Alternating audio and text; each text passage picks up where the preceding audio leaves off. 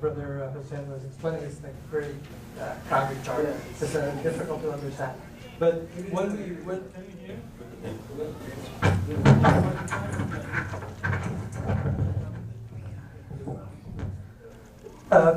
couple of things which Brother in his explanation kind of skip over or something. This chart when we use, the foremost thing which we want to actually establish is the ancestry, the common ancestry that we have with other people of the book. And that's why you see all the prophets and all that cards. We go down through it, but first establish we are on the same page. That's what the whole idea with this chart is. We're reading from the same. Exactly. Like you mentioned about the word God, Allah. When we use Allah, we actually establish like not only us, you're using it, and look, everything is common. So that's the foremost. When you see this chart and explain it to somebody, that's what it actually says. If you go in detail every single bullet or something, it might confuse others or ourselves. But this is for more information. Yeah, what the green color is basically the 5 most prominent prophets and messengers. That's what the green color is. And rest of the light green color also tells you what the prophets and messengers came to you, other than the Risala, which is the books actually. So these were the 5, the major prophets. And the other idea is because the chart helps in a way that whenever you go to somebody's house,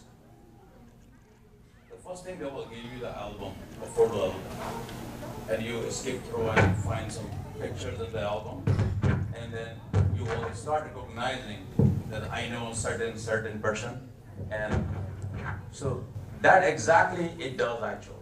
When they look at the name of the prophets in the chart, and these names are mentioned in the Bible, there are 25 prophets and messengers mentioned in the Quran, exactly the same prophet and messenger all the people of the book have in their book. So that's the one thing very important for them. They never heard about that the Muslims believe all those prophets and messengers they mentioned in the Bible. And that's where they draw their attention. And a lot of common ground and a lot of discussion comes up from there. Okay, that's one of the aspects. Now, we're talking about how you communicate the people of the book when you're dealing. Sure.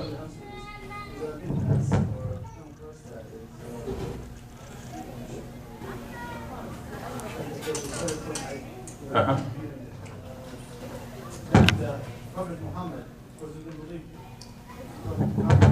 They said this similarities because he copied a lot from the book of Moses and the book of Jesus, and he put it in the Quran, and actually he summarized it and he put it himself. What do you say to that? Okay, well, there's a lot of time they ask these questions about this, and we answer the people of the book in that sense.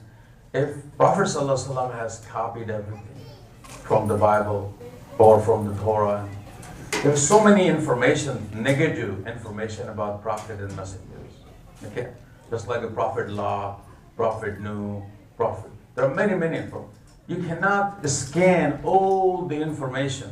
Okay, you can't scan because there's a lot of information, very negative information about which sometimes we can't even mention that. So how could a prophet skip all those? And he gives the purified scripture. Allah subhanahu wa ta'ala talks about Quran is a purified scripture. So why, if that would be the truth, because according to what we Muslims believe, that the Bible do not have in its original state today. Because if you talk to Christians, they understand that.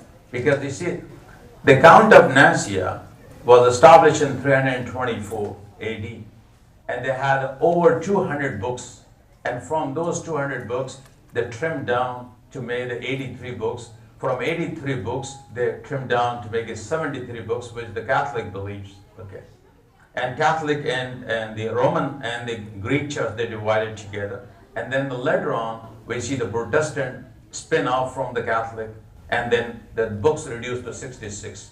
Okay, so this is the history of the Bible.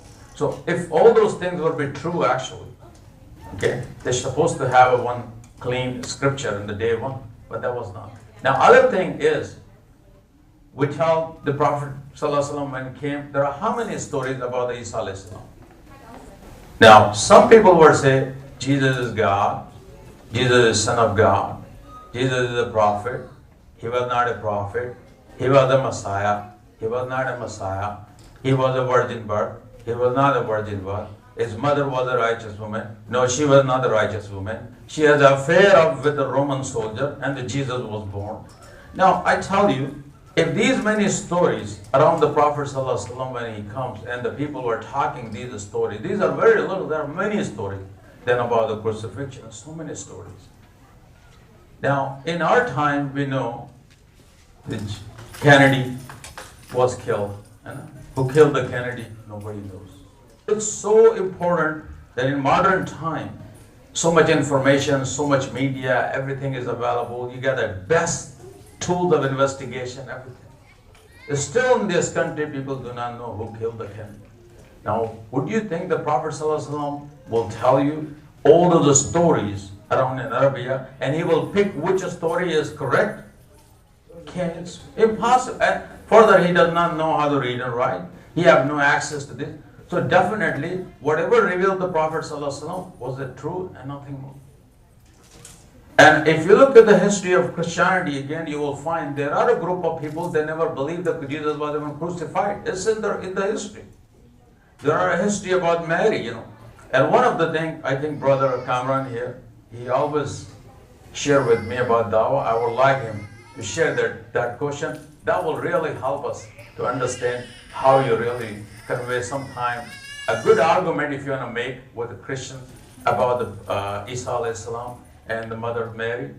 That will be the best approach. So he will give us some shit. Come on, yeah.